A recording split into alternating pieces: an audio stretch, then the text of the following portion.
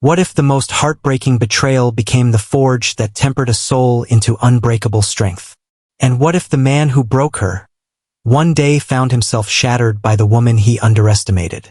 Before we unravel this epic tale of resilience, redemption, and profound transformation, hit that subscribe button, give this video a like, and tell us in the comments if you believe strength is born from struggle.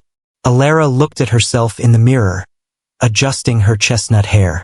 Her eyes, once bright with youthful dreams, now reflected a profound sadness she couldn't quite conceal. The house, though impossibly luxurious, felt less like a home and more like a golden cage where she had been trapped for 10 suffocating years. "Alara, where's my blue shirt?" Arthur's voice boomed from the master bedroom, sharp and demanding. She sighed, knowing another morning of endless reproaches had begun. "It's in the closet, Arthur. I ironed it last night," she responded, trying to keep her voice calm, devoid of the tremor that shook her insides. "I always have to ask you everything," he scoffed, appearing in the doorway, his imposing figure casting a long shadow over her. "Can't you be more organized?" Arthur was a successful man, owner of multiple companies, and he never let Alara forget it. Their routine was always the same. Alara would prepare breakfast, organize the house, and strive to please her husband in every conceivable way. But nothing, it seemed, was ever enough. Each day, the criticisms grew sharper, more hurtful. "Look at Daniel's wife," Arthur commented casually over his morning coffee, his tone laced with disdain. "She manages 3 businesses, and you do nothing productive with your life." Alara pressed her lips together, fighting back the sting of tears. She remembered when they married, how Arthur had convinced her to leave her fulfilling job as a teacher to dedicate herself entirely to their home. Now, he used that very decision to humiliate her, to chip away at her self-worth. During his business dinners, Arthur would introduce her as mere arm candy, an elegant ornament, interrupting her dismissively whenever she attempted to participate in conversations. "My wife doesn't know much about these topics," he would say with a condescending smile that made Alara wish the ground would swallow her whole. The nights were even worse. Arthur would return late, smelling of expensive perfume that wasn't hers, ignoring the elaborate dinners she prepared with meticulous care. "I'm not hungry," he would mumble, disappearing into his study with a glass of whiskey, leaving Alara alone in the vast, silent house. Alara constantly wondered how her life had become this gilded prison. The ambitious young woman she once was seemed like a distant memory, replaced by a woman she barely recognized in the mirror, lost and unsure. One afternoon, while cleaning Arthur's study, she found a message glowing on his forgotten phone. "See you tonight, my love. Serena." The message shimmered on the screen, a silent, damning confession of what she had long suspected but desperately tried to ignore. The reality hit her like a cold, crushing wave. Her marriage was not just unhappy. It was a carefully constructed lie. As she observed the bustling city below from his towering office window, Alara didn't know that soon, her life would take a dramatic turn. One that would force her to rediscover who she truly was beneath the layers of neglect and deception. What do you think is the deepest pain Alara carries from her marriage? And how will this betrayal ignite a fire within her? Share your raw emotions in the comments below.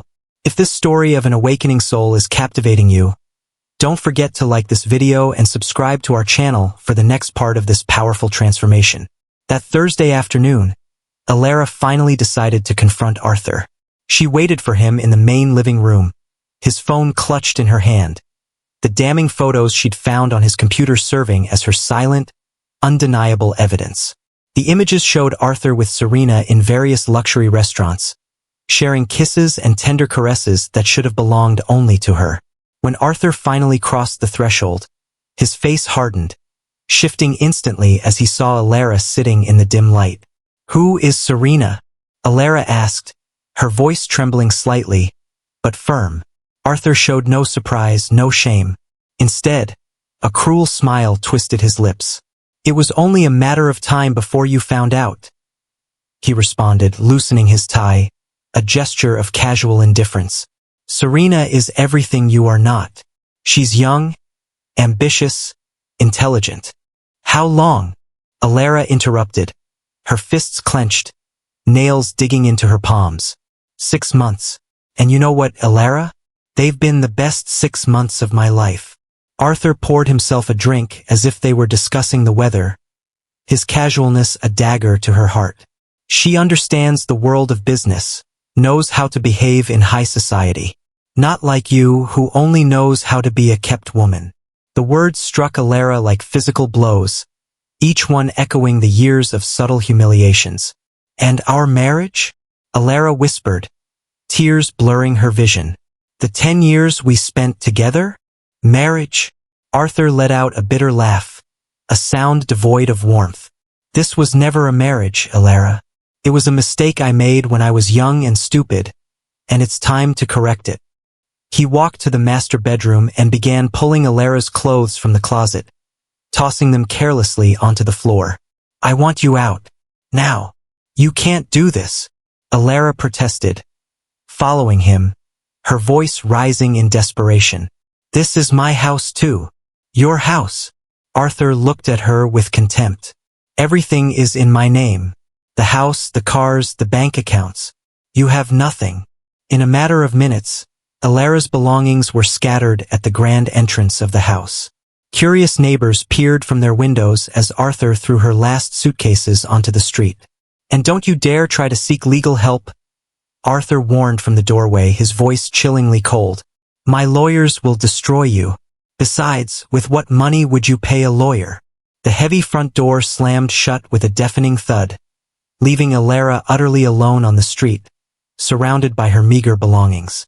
The tears she had held back for years finally burst forth, mixing with the cold rain that had begun to fall. Her phone buzzed. It was a message from Serena. Thanks for stepping aside, darling. I'll send you an invitation to our wedding. That night, huddled in a cheap, anonymous hotel room, Alara understood she had hit rock bottom. But in the midst of her profound pain, a tiny spark of determination began to glow. This brutal humiliation would not be her end. It would be her starting point. Have you ever faced a betrayal so deep it changed the course of your life forever? What fuels the fire of your resilience? Share your raw emotions in the comments below. If this story of hitting rock bottom and finding a hidden spark resonates with you, don't forget to like this video and subscribe to our channel for the next part of Alara's incredible journey. The days that followed Arthur's brutal eviction were a living nightmare for Alara. The cheap hotel consumed her last savings in a week, forcing her to find a more modest room in a distant, anonymous neighborhood. Every call to her supposed friends ended the same way. Awkward excuses and empty promises of calling later. I'm sorry, Alara, but you understand it's complicated. Laura, her best friend for years, told her. Arthur is a very influential man, and my husband does business with him. Doors closed one after another. The very people who once enjoyed her dinners and parties now pretended not to know her. The social circle she believed was hers turned its back without a moment's hesitation. One desperate morning, she tried to withdraw money from her joint account. The bank teller looked at her with pity. I'm sorry, madam. The account has been cancelled. Arthur had been meticulously thorough. All her cards were blocked, her accounts empty. Even her cherished jewelry, which she kept in a safe deposit box, had vanished. Your husband came yesterday with the necessary documents, the bank manager explained, his voice flat. At the restaurant where she used to have leisurely lunches, the maitre d' stopped her at the entrance. Excuse me, Mrs. Alara, but we have orders not to serve you. Your husband. That is, Mr. Arthur. The humiliations accumulated, each one a fresh cut. One day, while walking through the mall, she saw Serena, Arthur's mistress, trying on a wedding dress in the city's most exclusive boutique. Through the glass, Serena looked at her and smiled maliciously, modeling the dress as if it were a triumphant trophy. The nights were especially harsh. In her tiny rented room, Alara scrolled through old photos on her phone. Images of trips, parties, moments that seemed genuinely happy but now revealed a painful truth. Her entire life had been built on a lie. Madam, I need this month's rent. the landlady reminded her. If you can't pay, I'll have to ask you to leave. With her last few pesos, Alara bought a newspaper and began searching for work. But her decade-long absence from the workforce was an insurmountable obstacle. 10 years without working? Interviewers would ask, looking at her resume with skepticism, their expressions dismissive. One afternoon, sitting on a park bench, she overheard two women talking. Did you hear? Arthur's already announced his engagement to that girl, Serena. They say the wedding will be the event of the year. Alara clenched her fists until her knuckles turned white. Rage and impotence consumed her, but beneath them, something else stirred. A fierce determination. She couldn't continue like this. She needed to find a way out, even if it meant starting from the absolute bottom. The corner cafe was anything but glamorous, but it was the only place that offered her a chance. Do you have any experience as a waitress? Asked Dona Maria, the owner, a robust woman with kind eyes. No, Alara admitted, her voice barely a whisper. But I learn fast. Well, everyone deserves a chance. Dona Maria responded, handing her a blue apron. You start tomorrow at 6. What profound impact do you think this desperate new beginning will have on Alara's spirit? And what hidden strengths do you believe she will uncover? Share your thoughts in the comments below. If this raw, emotional story of a new fight for survival has you captivated, don't forget to like this video and subscribe to our channel for the next part of Alara's transformative journey. The first few weeks at the corner cafe were exhausting. Alara's hands, once soft and manicured, were now rough and calloused from constant work. Her feet ached after hours of standing, and hot coffee burns became a frequent, painful souvenir of her shifts. But for the first time in years, Alara felt like she was doing something for herself. You have to hold the tray like this, Julia, a younger waitress who became her first real friend in a long time, taught her patiently. And don't let the difficult customers get to you. Here we're all equal. One morning, while cleaning tables, Alara overheard two customers whispering. Isn't that Arthur's ex? One murmured. Look how she ended up a waitress. Tears threatened to sting her eyes, but Alara held firm, refusing to let them see her break. Julia, who had overheard everything, approached during their break. You know what? Julia said, sharing her sandwich. My mom always says that falling isn't what matters, but how you get up. And you, my friend, you are getting up with dignity. Slowly, Alara found a routine. She woke before dawn, arrived early to prepare the cafe, and used every free moment to learn about the business. Dona Maria, the owner, noticed Alara's dedication and began teaching her basic administration. You have a good head for numbers, Dona Maria observed one afternoon as they reviewed inventory. And customers appreciate you. There's something special about you, girl. The salary was modest, but Alara learned to manage it meticulously. She rented a more decent room, started saving every peso, and at night, she studied basic accounting through free online videos. I won't always be a waitress, she confided to Julia one night as they locked up the cafe. This is just the beginning. I know, Julia responded with a knowing smile. You have that look, like you're planning something big. In her small room, Alara taped a piece of paper to the wall with a phrase that had become her mantra. Never again will I depend on anyone. Every night, before sleeping, she read it aloud, promising herself that her story was just beginning. The hard work and daily humiliations wouldn't break her. For the first time in her life, Alara was building something of her own, even if it was from the most basic foundations. What profound impact do you think Alara's newfound independence will have on her? And what kind of big plan do you imagine she's secretly forming?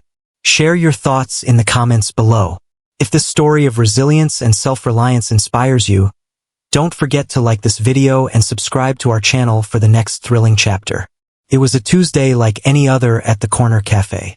Alara was wiping down tables, humming a soft tune, when the bell above the door jingled. Without looking up, she pulled out her order pad and approached the new table. Good morning, what can I get you? The words froze in her throat. Sitting across from her was Marcus Thorne, her first love from university, impeccably dressed in a tailored suit that seemed utterly out of place in the modest cafe. Alara? Surprise in his voice was genuine, a flicker of disbelief. Is that really you? Yes, it's me, she responded, acutely aware of her stained apron and her carelessly tied-back hair. Black coffee, as always? 15 years, Marcus mused, a faint smile touching his lips, his eyes studying every detail of her face. And you still remember how I take my coffee? Sit with me, please, he urged. I'm working, Marcus. 5 minutes. It's the least you owe me after all this time. Donna Maria, who had been observing the scene from behind the counter, gave Alara a subtle nod of approval. Reluctantly, Alara sat down, fidgeting with her order pad. What happened, Alara? Marcus asked, his voice gentle. The last I heard, you were married to, what was his name? Arthur, she responded dryly. We're no longer together. Marcus nodded, connecting the dots. News of the scandal had circulated through the business world, though he never imagined Alara would end up like this. Let me help you, he offered. I have several businesses. I could. No, Alara interrupted, shaking her head. I appreciate your intention, but I don't need charity. It's not charity, it's an opportunity, Marcus insisted, his gaze piercing.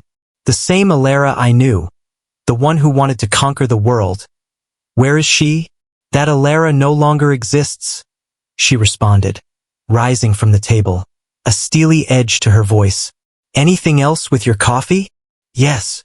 Marcus pulled a sleek card from his wallet. My number. When you're ready to remember who you truly were, call me. That night, in her small apartment, Alara stared at Marcus's card. The logo of his prominent companies gleamed in golden letters, a stark, almost mocking contrast to her current situation. She remembered her university days, when she and Marcus would dream of the future. He had always believed in her, even when their paths diverged. Why now? She whispered to the darkness, tucking the card into a drawer. But a part of her, one that had been dormant for years, was slowly beginning to stir. Do you think Alara should take Marcus up on his offer? Or should she continue to build her life completely on her own terms? What would be the biggest risk for her? Share your thoughts in the comments below. If this unexpected encounter has sparked your curiosity, don't forget to like this video and subscribe to our channel for the next part of Alara's incredible journey. For a week, Alara stubbornly ignored Marcus's card. She continued her routine at the corner cafe, but his words resonated in her mind, a persistent echo. Where is the Alara who wanted to conquer the world? One Thursday, as she counted the change in the cash register, Marcus appeared again. The coffee here is surprisingly good, he said, settling onto a stool at the counter. Or perhaps it's the waitress? Are you stalking me? Alara asked, pouring coffee without him even needing to ask. No, I'm just persistent with good investments. Investments? Your potential, Alara. I see it as clearly as I did 15 years ago. I know you refused my help, but at least listen to my proposal. Donna Maria intervened, her kind eyes urging Alara. My child, take a break. I'll handle the counter. At a secluded table, Marcus explained his idea. He needed someone to lead a new project in his company, Thorn Industries. Someone with natural business intelligence, but without the ingrained vices of the corporate world. You would start from the bottom, of course, he clarified, but with a genuine opportunity to grow. Why me? Alara asked, her voice tinged with skepticism. There are thousands of more qualified people.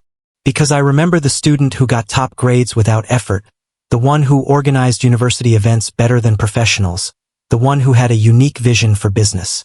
That girl died a long time ago, Marcus. No, he countered gently, his gaze unwavering. She's just sleeping, and it's time for her to wake up. Alara looked at her hands, rough and calloused from her cafe work. I'm scared, she admitted, her voice barely a whisper. The last time I trusted someone. I'm not Arthur, Marcus interrupted, his voice firm but compassionate. I'm not offering you a rescue. I'm offering you an opportunity to rescue yourself. That night, after closing the cafe, Julia found Alara deep in thought. Are you going to accept? Her friend asked.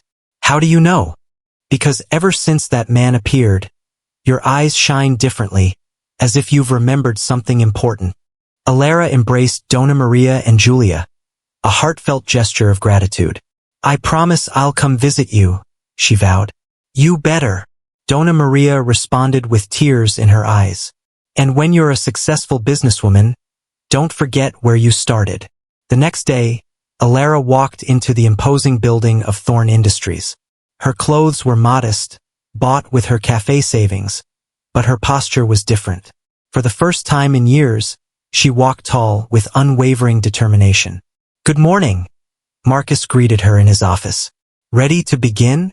Alara nodded, feeling something profound awaken inside her. This wasn't the end of her story of overcoming challenges. It was just the true beginning. What profound impact do you think Alara's new corporate environment will have on her? And what does it truly mean to rescue yourself? Share your insights in the comments below. If this powerful story of a new beginning has you inspired, don't forget to like this video and subscribe to our channel for the next thrilling chapter. The first month at Thorn Industries was brutal. Alara started in the sales department, but the relentless pace and cutthroat competitiveness of the corporate environment overwhelmed her. Her first few meetings were a disaster. She'd stumble over financial terms, feeling utterly out of place in conversations that revolved around market shares and quarterly reports. But then, something shifted. You have a natural gift for this, Sophia, her supervisor, commented after Alara closed her first significant sale. You know how to read people, how to understand what they truly need. During team meetings, Alara began to shine.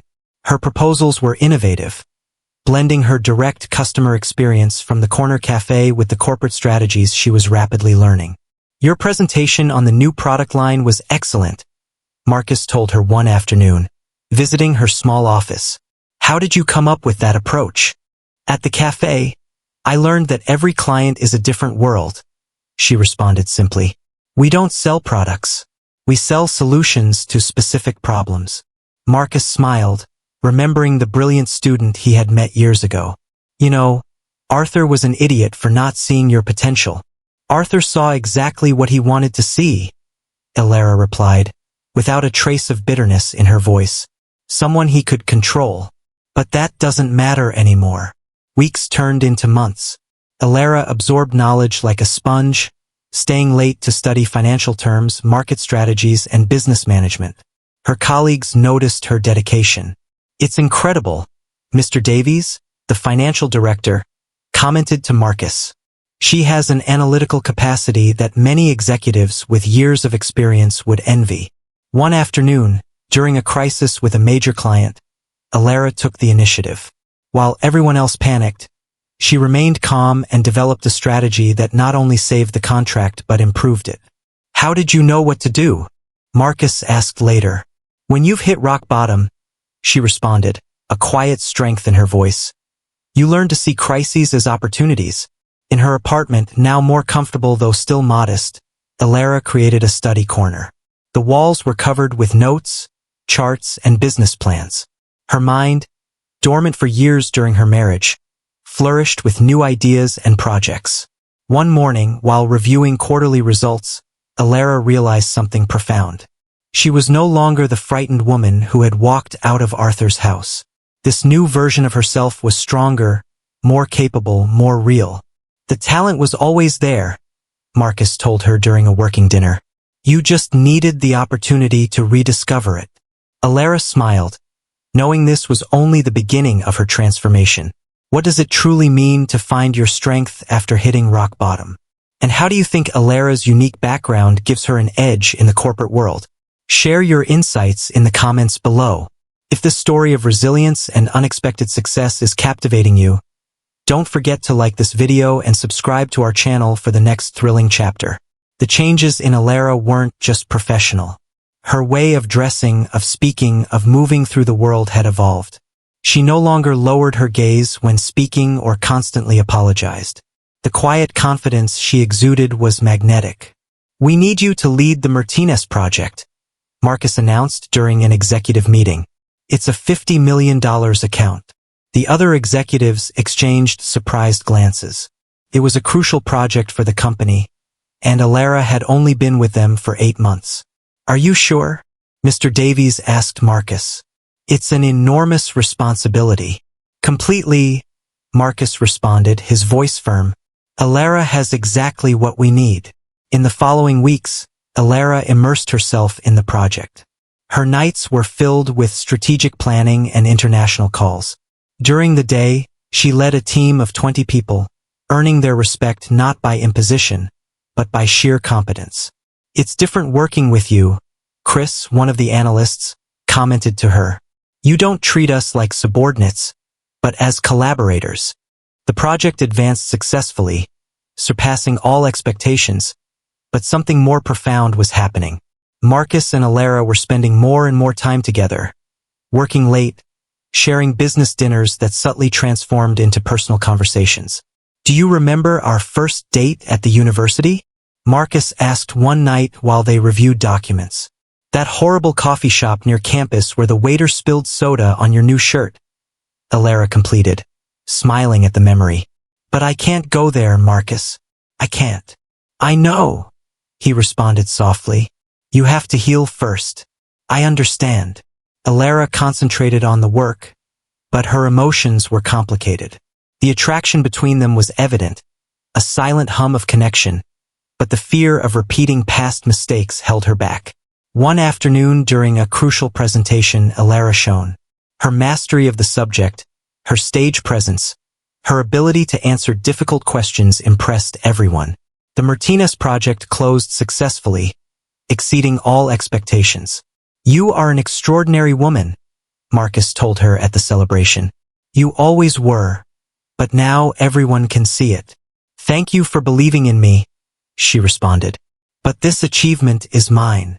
"I know," he smiled, "and that's what makes it even more special." In her office, now on the executive floor, Alara gazed at the city below. Her reflection in the glass showed a confident, powerful woman. The wounds of the past were still there, but they no longer defined her future. The phone rang. It was Julia, her friend from the corner cafe. "How's my favorite businesswoman?" Julia teased. "Busy, but happy?" Alara responded, a genuine smile in her voice. Truly happy for the first time. News of Alara's meteoric rise quickly spread through the corporate world. She was named CEO of Thorn Innovations, Marcus's most promising division. Economic newspapers highlighted her brilliant management of the Martinez project and her astonishing ascent. "It's incredible how she transformed the sales department," executives whispered in corporate hallways. From an unknown to the executive of the year, high society, which once shunned her, now openly courted her. Invitations to exclusive events arrived daily. This time, however, Alara walked through the main doors, her own achievements serving as her unassailable credentials. "Mrs. Thorne, would you grant us an interview?" A journalist from Modern Businesswoman magazine asked. "Your story inspires so many women." The very people who had once turned their backs on her now sought her friendship. Laura, her old best friend, tried to contact her multiple times. "Alara, darling, long time no see." Laura cornered her at a charity event. "I always knew you were special." "Really?" Alara responded with a polite, cool smile. "You didn't seem so sure when I needed your help." In board meetings, Alara proved to be a formidable strategist. Her personal experience gave her a unique perspective on clients' real needs, and under her leadership, Thorn Innovations doubled its profits in 6 months. "Your success is due to your authenticity," Marcus told her during a business dinner. "You don't try to imitate anyone. You've created your own leadership style." Alara's office on the top floor of the corporate building was a testament to her evolution. Photos with business leaders, awards, and recognitions adorned the walls, but in a discreet corner, she kept a small, framed photo of the corner cafe team, a constant reminder of her roots. "You know what's most satisfying?" she confided to Julia during one of their regular cafe visits. "It's not the money or the power. It's knowing that I did it myself." Her new status opened doors that had once been closed. She was invited to give lectures at universities, where she shared her story of overcoming adversity, notably without ever mentioning Arthur. She didn't need to use her past as a crutch. Her presence spoke for itself. Business magazines described her as the new face of female leadership. Her management style, which combined efficiency with empathy, became a case study in business schools. "What's your secret?" a young student asked during a conference. "There's no secret," Alara responded.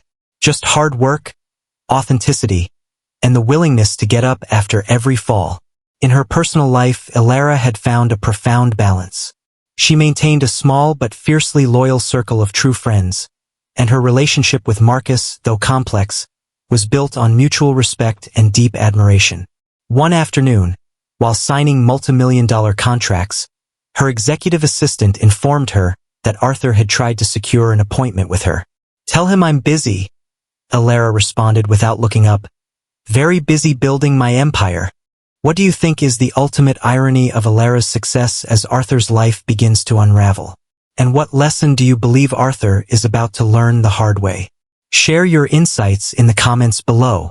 If this story of poetic justice is captivating you, don't forget to like this video and subscribe to our channel for the next part of their dramatic tale. Meanwhile, as Alara's success soared, Arthur's life began to unravel. It started with small signs that he, blinded by his arrogance and Serena's toxic affection, failed to see. "I need a new car, darling," Serena would insist. "That sleek sports car we saw the other day would be perfect for me." Arthur, anxious to keep his young fiancée happy, spent without measure. Credit card debts accumulated, and expenses far outstripped income. Serena had a special gift for finding new ways to spend money. "Another party?" his worried accountant asked. "Mr. Thorne, the numbers aren't adding up. Your investments are losing value, and expenses are excessive." But Arthur wouldn't listen. He was too busy trying to impress Serena and her circle of friends, all much younger than him, all experts at spending other people's money.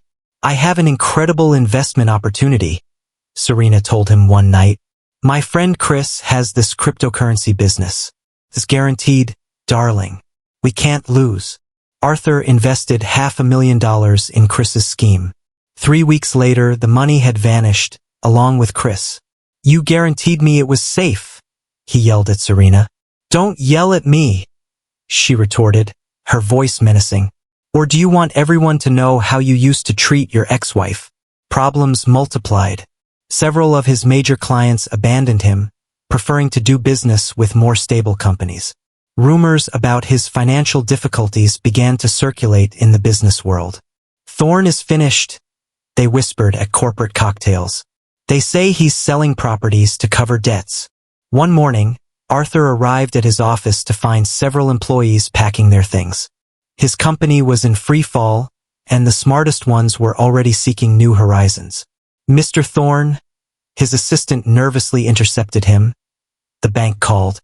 They want to schedule an urgent meeting about your loans." Debts piled up like vultures circling overhead. Every desperate decision only worsened his situation. Serena, meanwhile, began to distance herself.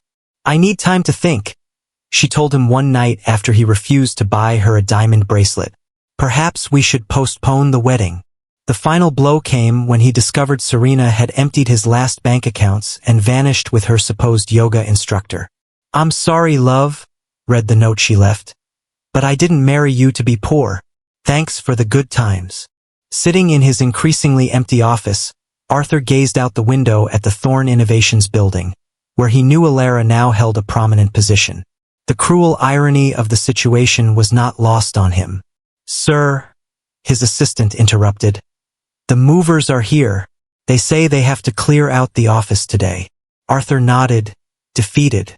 In less than a year, he had lost everything: his money, his reputation, and his pride. And the worst part was knowing that he himself had caused his own destruction. The Grand Business Gala was the most exclusive event of the year. In the opulent Imperial Hotel, Rio de Janeiro's elite gathered to celebrate the sector's achievements. This year, the name on everyone's lips was Alara Morales. Is it true she doubled Thorn Innovations' profits in just 6 months? Guests whispered excitedly. Elara arrived arm in arm with Marcus, resplendent in an elegant black gown that accentuated her figure. Her presence caused a momentary hush in the ballroom. She was no longer Arthur Thorne's timid wife. She was a force in her own right, a radiant light. "You shine," Marcus whispered as he guided her through the room. "Though I think some are more impressed by last quarter's numbers than by your dress." "Numbers never lie," she responded with a confident smile. At the other end of the ballroom, Arthur saw her enter. He wore a suit that, though still expensive, showed signs of wear. His face had aged years in mere months. "Elara," he murmured, almost choking on his champagne. He noticed her, of course. It was impossible not to see the stark contrast. As she ascended, he descended. But she felt no joy in his misfortune, only a strange sense of closure. "Do you want to leave?" Marcus asked, noticing Arthur. "No," she responded firmly. "This is my moment." During dinner, Elara was the keynote speaker. Her speech on innovation and leadership captivated the audience. Arthur, seated at a secluded table, watched her with a mixture of awe and crushing regret. "Miss Morales." A group of investors approached her after the speech. "Your vision for the future of the market is fascinating." Arthur tried to approach her several times during the night, but there was always someone else wanting to talk to Elara. She was the center of attention, the rising star everyone wanted to meet. "You know what's most ironic?" Marcus commented as they danced. "He never saw your true worth, because he only saw what he wanted to see. A trophy, a possession," Elara completed. Finally, near the end of the night, Arthur managed to intercept her near the bar. "Elara, No," she interrupted him softly. "There's nothing to say, Arthur. You look," he stammered. "Different," she finished for him. "I am different. I always was. You just never noticed." The conversation was cut short by the clinking of glasses. The president of the business association was announcing the entrepreneur of the year. When Elara's name resonated through the ballroom, Arthur froze. She walked onto the stage, radiant, powerful, as the room erupted in applause. Her acceptance speech was brief, but impactful. "Success isn't about defeating others," she said, her gaze briefly meeting Arthur's. "It's about overcoming our own limits." When she stepped down from the stage, Arthur had already left, leaving behind a half-empty glass and the phantom of what once was. What do you think is the ultimate form of poetic justice in a story of betrayal and transformation? And what message do you believe Elara's triumph sends to the world? Share your insights in the comments below. If this powerful victory has you cheering, don't forget to like this video and subscribe to our channel for the final, inspiring chapter. The days following the grand gala were a torture for Arthur. His image appeared in the social pages, but not as the successful businessman he once was, but as a footnote in Elara's triumph. The entrepreneur of the year's ex-husband was seen leaving the event early, the newspapers reported. Photos showed him gaunt, with deep circles under his eyes and a crumpled suit. In his small rented apartment, a stark contrast to the mansion he once shared with Elara, Arthur spent hours staring at old photographs and newspaper clippings. "How could I have been so stupid?" he wondered, as he drank directly from a bottle of cheap whiskey. His calls were no longer answered. The very businessmen who once flattered him now avoided him, fearing his bad luck was contagious. The doors that once opened at his name now slammed shut. "I'm sorry, Mr. Thorne," the manager of his old club told him. "Your membership has been revoked due to lack of payment." One desperate afternoon, he tried to enter the offices of Thorne Innovations. "I have to see Elara," he insisted at the reception. "Tell her Arthur Thorne is here." "I'm sorry, sir," the receptionist responded with a mixture of pity and firmness. "Ms. Morales is in an important meeting." As he was escorted out of the building, he saw Elara and Marcus leaving together, laughing about something. She looked radiant, confident, powerful. Everything he had tried to suppress in her now shone with a fierce light of its own. "Elara!" he shouted. But his voice was lost in the city traffic. The rumors about his downfall multiplied. Did you hear Thorne is living on loans? They say Serena even took his gold cufflinks. He seems to be drinking too much. The final humiliation came when he tried to get a job at a smaller company. Your reputation precedes you, Mr. Thorne, they told him. We can't take the risk. In a seedy bar, where he now spent most of his afternoons, Arthur overheard a news report on a small TV screen about Thorne Innovations' plans for international expansion and new technologies. She was always like that, he muttered to himself. I just kept her locked up. The bartender, accustomed to his drunken monologues, poured him another drink without being asked. You know what's the worst part? Arthur continued, talking to no one in particular. It's not losing the money or even the status. It's knowing that I had a diamond in my hands, and I treated it like glass. The news continued to trickle in. Alara expanding her empire, closing multimillion-dollar deals, shining at every event. Meanwhile, Arthur sank deeper and deeper into his misery, consumed by regret and bitterness. One morning, looking at his stained bathroom mirror, Arthur finally faced the truth. It wasn't Alara who had been empty all those years. It was him. The rain was falling heavily when Arthur decided to make his final, desperate attempt. He waited outside the Thorne Innovations building for hours, soaked to the bone and trembling, until he saw Alara emerge. Please, just 5 minutes, he pleaded, stepping into her path, his voice a raw whisper. Alara observed him. The cheap, ill-fitting suit, the face swollen from alcohol, the tremor in his hands. Her bodyguards tensed, ready to intervene, but she stopped them with a quiet gesture. 5 minutes, she conceded, leading him to a nearby cafe. I love you, Alara, Arthur blurted out as soon as they sat down, his voice cracking. I've always loved you. I was an idiot, I know, but we can start over. Alara maintained her composure, taking a sip of her coffee while studying him. The man who had once terrified her now seemed small, pathetic. You know what's funny, Arthur? She said, her voice calm, almost detached. For years, I believed I needed you, that without you, I was nothing. Throwing me out of the house was the best gift you ever gave me. It was a mistake, he interrupted, desperate. I was blinded by Serena, by my ego. You're the only woman who truly... No, Alara cut him off. I'm not the only one. I'm just the one who's succeeding now.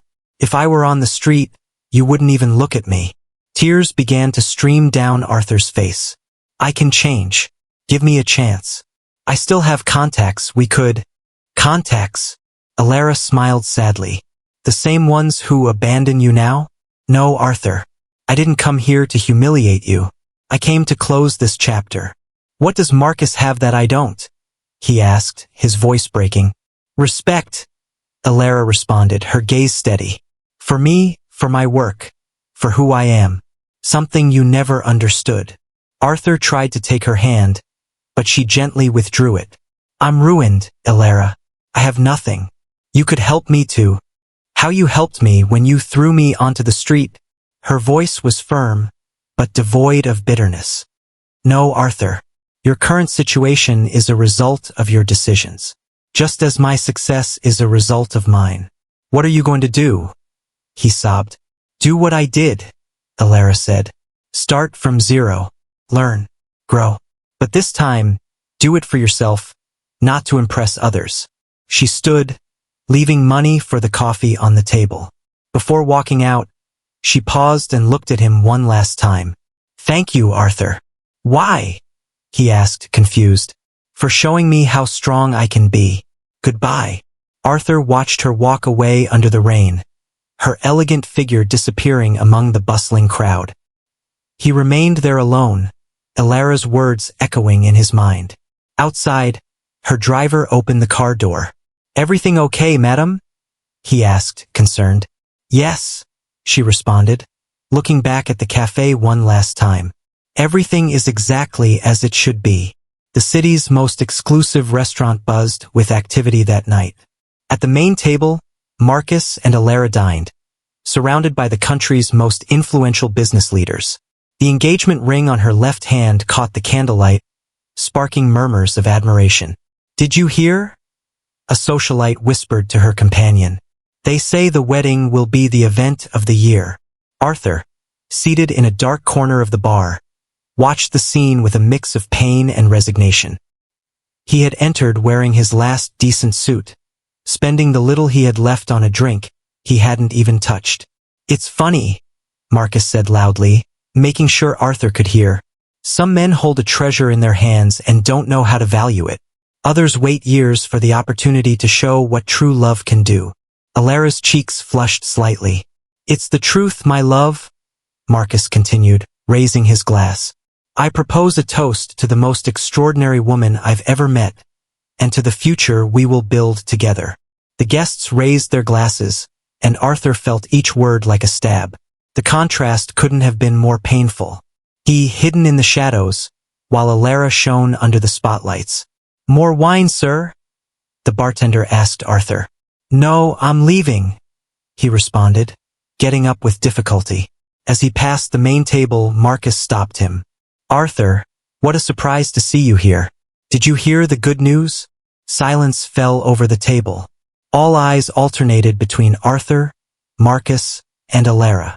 "Congratulations," Arthur mumbled, his voice barely audible. "You should stay and celebrate," Marcus insisted, his bright smile concealing a deeper satisfaction. "After all, if it weren't for you, Alara and I never would have reconnected." Alara watched the scene with a mix of emotions. She felt no pleasure in Arthur's humiliation, but she couldn't deny the poetic justice of the moment. "Enough, Marcus," she said softly, touching his arm. Arthur took the opportunity to escape, stumbling slightly as he headed for the exit. Suppressed laughter followed him to the door. In the street, the rain had begun to fall. Without an umbrella and stripped of all dignity, Arthur walked aimlessly, his worn shoes splashing in puddles. "Arthur," Marcus's voice reached him on the sidewalk. "One last piece of advice. When you lose everything, remember you dug your own grave." Arthur didn't respond. There was nothing left to say. Marcus's victory was complete. He had Alara's love, the respect of the business world, and the satisfaction of seeing his old rival utterly defeated. As the taxi pulled away, carrying the happy couple, Arthur remained in the rain, a mere ghost of the man he once was. In his pocket, the bar receipt marked his last expense in the world he once dominated. The following months witnessed Arthur Thorne's final downfall. The streets that once saw him parade in luxury cars now saw him wandering aimlessly, searching for any opportunity to reclaim some of his former glory. "Is that Arthur Thorne?" Passers-by whispered. "It can't be. What happened to him?" His days became a depressing routine. He woke late in his cheap hotel room, paid for week by week with the little money he had left. Empty bottles accumulated in the corners, silent witnesses to his nights of self-pity. "Mr. Thorne," the hotel manager told him one morning, "if you can't pay this week, you'll have to leave." He tried to contact his former partners, but doors closed before he could even explain himself. His name, once synonymous with success, now provoked looks of pity and interrupted conversations. One day, desperate, he visited the building where his company used to be. The new owner had changed everything. The logo, the colors, even the name on the entrance. "Excuse me, can I help you?" the security guard asked, noticing his disheveled appearance. "No, just looking," Arthur responded, walking away with his head bowed. In the city's dive bars, he became a familiar figure, the fallen businessman who would tell stories of his former fortune to anyone who would listen, in exchange for a drink. "I was somebody," he would repeat, his voice thick with alcohol. "I had everything. Money, power, a beautiful woman." One afternoon, as he walked through the financial district, he saw his reflection in a building's glass. He barely recognized the man staring back at him. Messy hair, wrinkled clothes, eyes sunken from sleepless nights. "What happened to me?" he whispered to his reflection. The answer came in the form of a newspaper abandoned on a bench. In the business section, A photo of Alara announced the international expansion of Thorn Innovations. Her radiant smile contrasted sharply with the memories Arthur held of her. He tried to write her a letter, but the words sounded hollow, pathetic. Every draft ended up in the trash, along with the remnants of his dignity. "Karma is real," commented a former employee who recognized him on the street. "Everything he did, all the harm he caused, is finally catching up to him." The irony was not lost on him. He, who had humiliated so many, who had treated people as stepping stones on his ladder to success, now experienced the same indifference he had once so freely given. One night, sitting on a park bench, he took out his worn wallet. Among its folds, he found an old photo of his wedding with Alara. She smiled, genuinely happy, while he looked at the camera with arrogance. "I'm sorry," he murmured to the photograph, before a gust of wind swept it away, losing it forever in the darkness of the night. Alara's office, on the top floor of Thorn Innovations, offered a panoramic view of the city. From there, she could see the building where she once lived with Arthur, but she no longer felt anything when she looked at it. The past was just that, the past. "The last quarter's results are exceptional," Sophia, now her executive assistant, commented. "Shares are up 40% since you took control." Alara smiled, reviewing the reports. Her desk was filled with new projects, expansion plans, and innovative proposals. Each document represented a victory, not over Arthur, but over her own fears. "Did you see the news about Arthur?" Sophia asked cautiously. "Yes," Alara responded calmly. "It's sad to see someone fall like that, but everyone reaps what they sow." The wedding with Marcus was approaching, but it wasn't the center of her life. Their relationship was based on mutual respect and admiration, not on the dependence that had characterized her previous marriage. "Are you ready for the interview?" Marcus asked, poking his head into her office. Fortune magazine had chosen Alara for its cover. "From Waitress to Mogul, the incredible story of Alara Morales," read the headline. During the interview, the journalist brought up Arthur. "How do you feel seeing your ex-husband in his current situation?" Alara paused, carefully choosing her words. "I feel no satisfaction in his downfall. What I feel is gratitude for the lesson I learned. Our worth doesn't depend on others, but on ourselves." That afternoon, she visited the corner cafe. Donna Maria greeted her with a maternal hug. "Look at you," the old woman said proudly. "I always knew you were special. I learned more here than at any university," Alara responded, sitting in her old spot at the counter. Julia, now the cafe manager, joined them. "Remember your first day? You were so scared." The three laughed, sharing memories. Alara had insisted on keeping her investment in the cafe anonymous, allowing Donna Maria to remain at the helm. Back in her office, Alara found an unmarked letter on her desk. It was from Arthur, but she didn't even open it. She no longer needed his words, his apologies, or his regrets. "What do I do with this?" Sophia asked, pointing to the letter. "File it," Alara responded. "It's part of a story that's already ended." As the sun set over the city, Alara contemplated her reflection in the window. She was no longer the frightened woman Arthur had thrown out of his house. She was a complete woman, strong, free. True victory, she thought, isn't about money or power. It's about finding yourself. The phone rang. Another successful business deal, another opportunity, another step forward. Alara smiled, knowing that her story was just beginning. The Ritz Hotel ballroom gleamed with golden lights during the annual business gala. Alara, radiant in a red gown, walked onto the podium to receive the Entrepreneur of the Decade award. Beside her, Marcus looked on with genuine pride and love. "Many ask me about the secret to success," she began her speech. "The truth is, there are no secrets, only hard work, determination, and the ability to believe in yourself, even when no one else does." Among the audience, Donna Maria and Julia applauded with tears in their eyes. Alara had invited them as her guests of honor, a constant reminder of where her journey had truly begun. A young journalist approached after the ceremony. "Mrs. Morales, How do you feel knowing your ex-husband was recently seen working as a salesman in a small store? Alara paused, thoughtful. I wish him the best. Sometimes we need to lose everything to find our true path.